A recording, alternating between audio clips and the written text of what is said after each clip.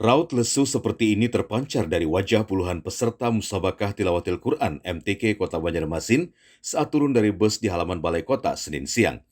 Mereka kecewa lantaran pelaksanaan MTQ Provinsi Kalsel di Kabupaten Tanah Bumbu harus ditunda karena dikhawatirkan menjadi klaster baru penyebaran COVID-19.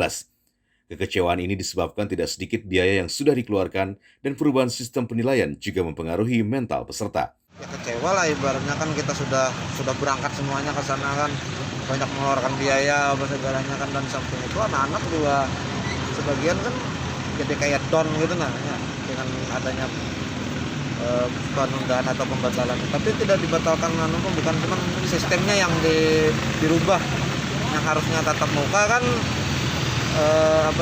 jadi virtual gitu nah. Cuma sebagian ada yang masih di sana yang menggunakan tatap muka gitu nah, yang bagian ada lombanya gitu.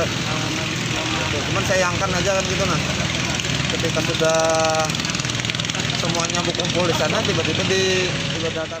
Meski ada penundaan dan perubahan teknis lomba, namun Kafilah Banjarmasin tetap pasang target juara umum dalam event yang akan dilanjutkan secara virtual.